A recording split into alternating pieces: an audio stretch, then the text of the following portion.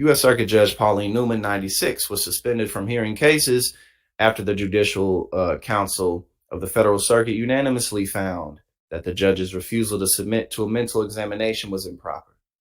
Newman, a Ronald Reagan appointee, was, until the council's order, the oldest federal judge still on the bench.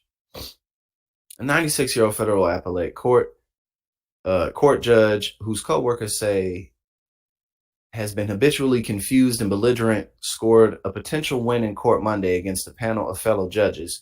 She sued after being suspended. The suspension was upheld last Wednesday, and the judge is still not permitted to retake the bench.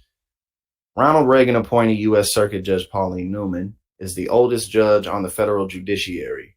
Newman served for nearly 4 decades on the U.S. Court of Appeals for the Federal Circuit until she was suspended in September by the Committee of Judicial Conduct and Disability for refusing to cooperate with an investigation into her mental capacity. Well, I think that's a bad sign if you don't want to. I don't want to cooperate with something like this. I think that's probably a good sign that you have something to hide or you're worried about tripping up. But I mean, you're 96. Like, you've lived a long life. You really don't need to keep doing this.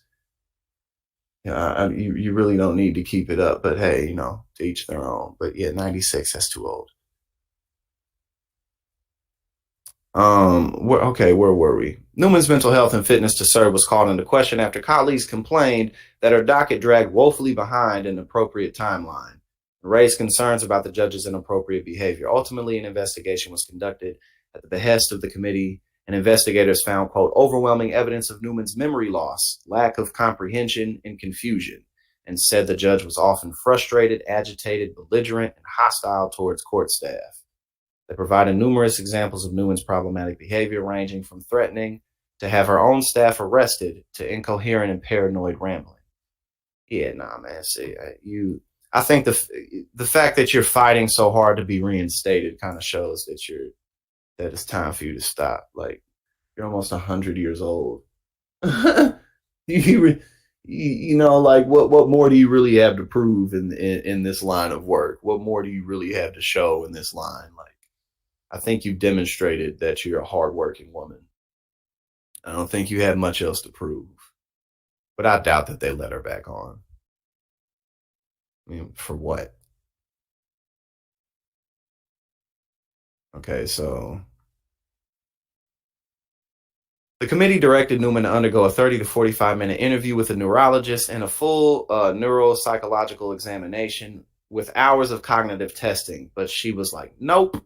Newman also refused to provide the committee with medical records from the prior 2 years dealing with cognitive deficiencies and fatigue. Instead, Newman offered her own medical experts who she said would examine her for a much shorter period of time. We're gonna get this done in a couple of minutes. We're gonna set it up for about 5 minutes, get it over with, and then we'll wrap it up.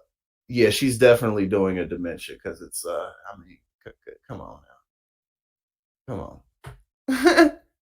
She said, "No, I'm finna die on this." She said, "I'm finna die on this bench. If Dianne Feinstein can do it, then I'm gonna do it." That's what she said. Okay, well, I mean that's really about it. We don't need to keep going on and on and on down it. Pauline Newman, yes, that's her name, right? Yes, Pauline Newman. I don't know much about her. She was a Ronald Reagan appointee. She was removed from her assignments at the age of 96. But yeah, I mean, come on.